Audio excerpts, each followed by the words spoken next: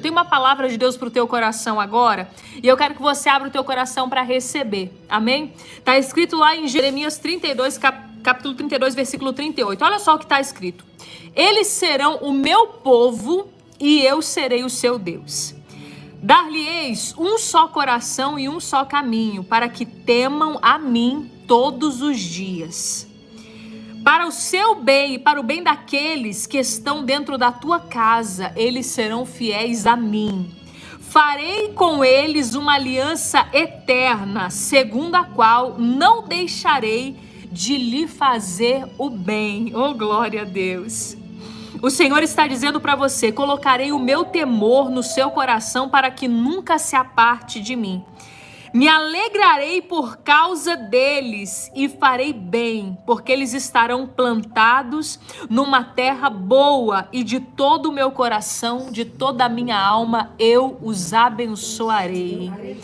Dá um glória a Deus aí nos comentários em nome de Jesus. Olha só que forte essa palavra, minha ovelhinha. Olha só que forte que o Espírito Santo de Deus está falando contigo aqui agora. Ele está dizendo que ele vai fazer uma aliança com você. Ele está dizendo que ele vai dar a você um coração e um caminho para você seguir em temor e em retidão a ele. Aqui está dizendo assim: eu vou dar um coração e um caminho.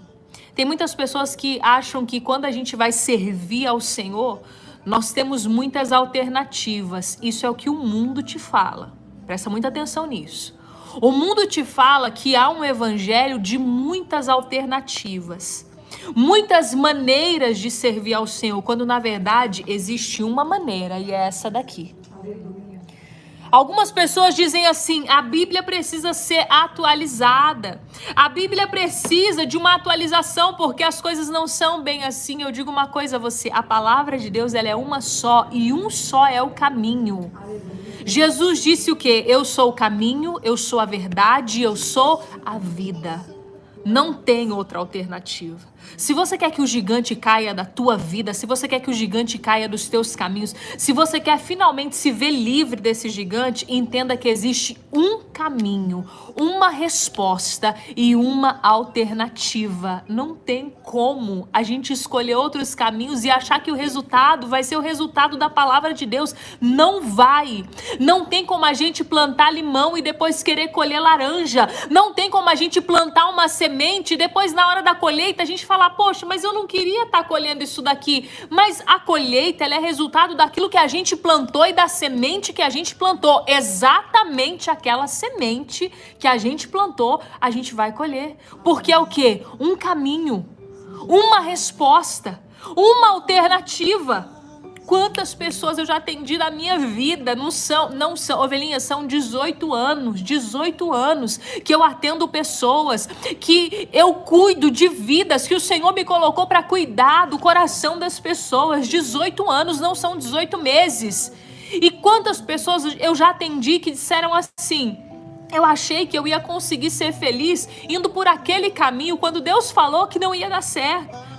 Eu achei que eu ia conseguir alguma coisa na minha vida fazendo do meu jeito, e não é do nosso jeito, não é. Por mais que o seu jeito pareça maravilhoso naquele momento, por mais que o seu jeito pareça que vai dar tudo certo, o nosso jeito não é o jeito certo. O jeito certo é o jeito de Deus. Aleluia. A maneira certa de viver é da maneira de Deus.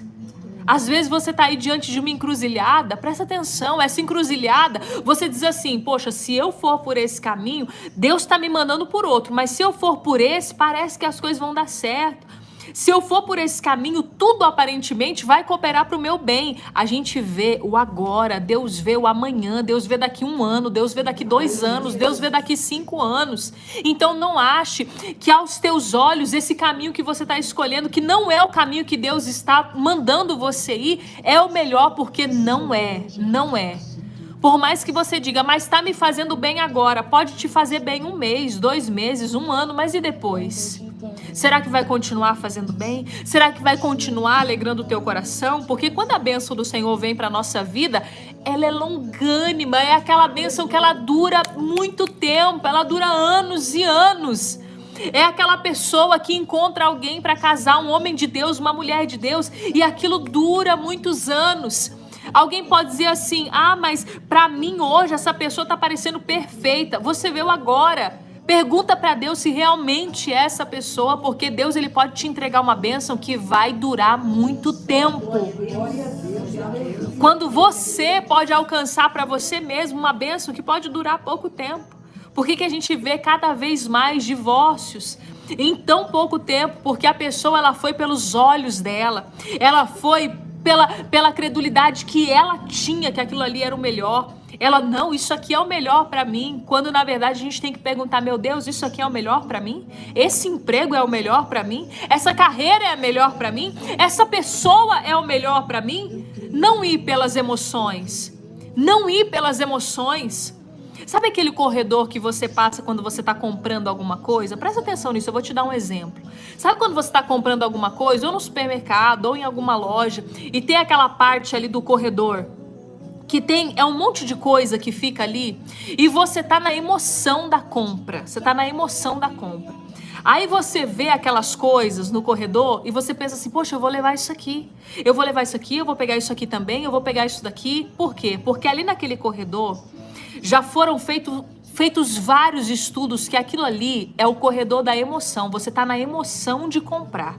Então, eles estrategicamente colocam aquelas coisas próximas ao caixa para que naquela emoção você pegue coisas até que você não precisa. Você pegue coisas que você não está nem precisando. Por quê? Porque você está na emoção. Aí você chega em casa muitas vezes e você pensa assim: por que eu comprei isso? Por que eu peguei isso? Eu nem gostei disso, eu nem preciso disso. Meu Deus, isso foi caro, para que eu peguei? Por quê? Porque você estava na emoção. O ser humano muitas vezes se deixa levar por uma emoção do momento. Você tá ali naquela animação, naquela empolgação, e os sentimentos te levam a fazer algo que não era para você fazer, que não era o momento de você fazer, que não era a hora certa de você fazer, e a tua emoção, ela te leva. A emoção, ela é como um vento forte que ela te carrega. Se você permitir, ela te carrega. E o Senhor está falando contigo hoje através da minha vida: meu filho, existe um caminho, e é o caminho que eu vou mostrar, não é o caminho que você vai enxergar. Você vai derrubar o gigante é pelo caminho e pelo direcionamento que eu vou te dar, não é pela emoção. Tem gente que começa um namoro pela emoção, tem gente que casa pela emoção. Nossa, pastora, pesado, isso é pesado, mas é verdade. Receba aí, tem gente que casa pela emoção. Ah, não, porque é lindo, porque é maravilhoso, porque falou que me ama, porque falou que vai me dar o céu, porque falou que eu não vou precisar levantar um dedo. Não deixa a emoção te levar. Uma decisão muito importante na tua vida é para você ser levado por emoções. Por, nossa, que coisa linda, que coisa perfeita. Coloque Deus em primeiro lugar. Tem gente que aceita trabalho por emoção. Vai para empresas que não é para ir por causa da emoção. Vem uma proposta de trabalho, lá naquela proposta de trabalho, o líder, o patrão, o encarregado coloca lá um monte de coisa que a pessoa vai ter. Não, porque você vai ter isso e você vai ter aquilo. A pessoa se enche de emoção, acaba aceitando uma coisa que Deus está olhando para a tua vida e falando: meu filho, por que você aceitou isso? O que eu tenho preparado para você é outra coisa, é muito melhor. É muito melhor. Mas a pessoa faz o quê? Se precipita. Se precipita porque deixa a emoção levar, deixa o sentimento levar. Lá em Provérbios está escrito o quê? O precipitado peca. E é tão pesado isso, escuta. É tão pesado isso porque você pode pensar assim: a precipitação é uma coisa tão tranquila, tão suave. E não é. Não é. Jeremias 32, 38. Não é, sabe por quê? Sabe por que a palavra de Deus ela diz que o precipitado ele peca, ele comete pecado? Porque quando você se precipita, você coloca a tua vontade acima da vontade de Deus. Sabe uma pessoa que se precipitou, que foi assim, uma coisa absurda? Esaú. Esaú chega com fome e ele fala o quê? Se eu não comer agora, eu vou morrer. Você acha mesmo que Esaú ia morrer de fome? Você acha mesmo que aquele homem que tinha tudo, que era filho de Isaac, que tinha uma herança, que tinha servos e servas, que tinha a promessa de Deus sobre a vida dele, você acha mesmo que ele ia morrer de fome? Ele não ia morrer de fome. mas ele foi precipitado. Sabe por quê? Porque ele diz assim: tá bom, passa pra cá logo, passa pra cá essa comida. Se eu não comer agora, eu vou morrer de fome. Me dá essa sopa, eu vendo primogenitura, eu dou pra você o que você quiser. Ou seja, ele colocou a vontade dele acima da vontade de Deus. E é por isso que a palavra é tão clara quando ela diz que o precipitado peca. Porque quando você se precipita, você prioriza a tua vontade e você não prioriza a vontade de Deus. Isso aqui é muito sério, meu ovelhinha. Jeremias 32:38 diz: vocês serão o meu povo e eu serei o seu Deus. Eu vou dar a vocês um coração e um caminho. Eu vou mostrar isso a vocês, para que vocês me temam todos os dias da sua vida, para o seu bem e para o bem dos seus filhos. Eu farei contigo uma aliança eterna, que não deixarei, e sempre lhe farei o bem. E eu estou colocando o meu temor no seu coração. Aleluia. O nosso coração tem que estar cheio de temor a Deus. Temor a Deus.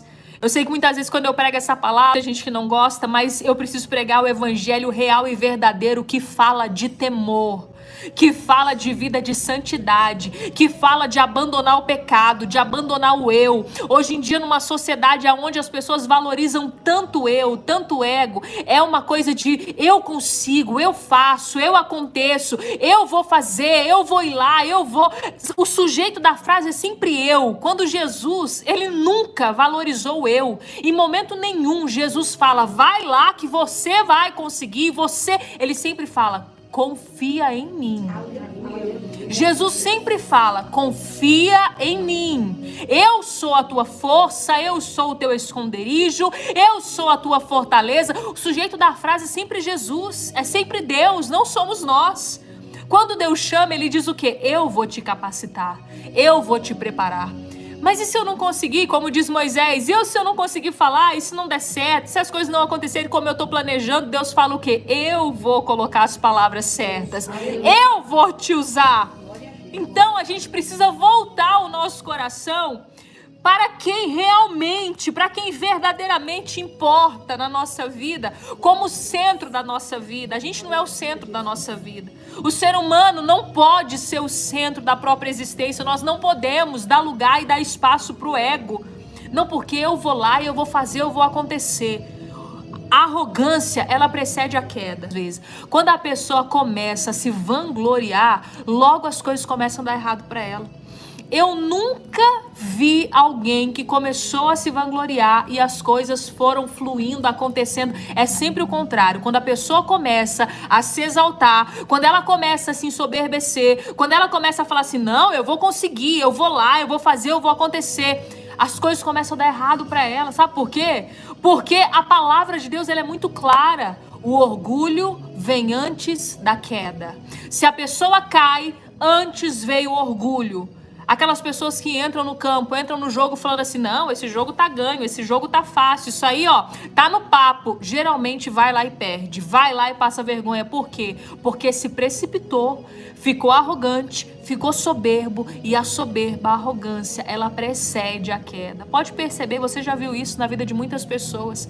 Quando começa a se achar demais, quando começa a achar que pode muito, daqui a pouco tá caído, daqui a pouco tá prostrado, porque ela se colocou no centro e nós não somos o centro. Nós não somos e não é pra gente ser nunca o centro da nossa vida. Quem é o centro da nossa vida é Jesus. Toda a honra e toda a glória ao Senhor Jesus. Se eu consigo, é porque Ele me capacitou. Se eu estou aqui, é porque Ele me levantou. Se eu vou em frente, é porque Ele está à minha frente, quebrando as cadeias, tirando os empecilhos. E se você vai derrubar esse gigante, é porque Ele vai estar nessa pedrinha que você vai lançar.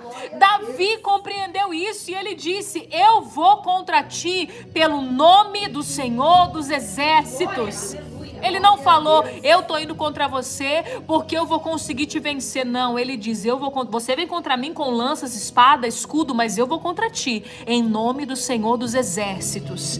E isso que te dá a vitória. É isso que te dá a vitória.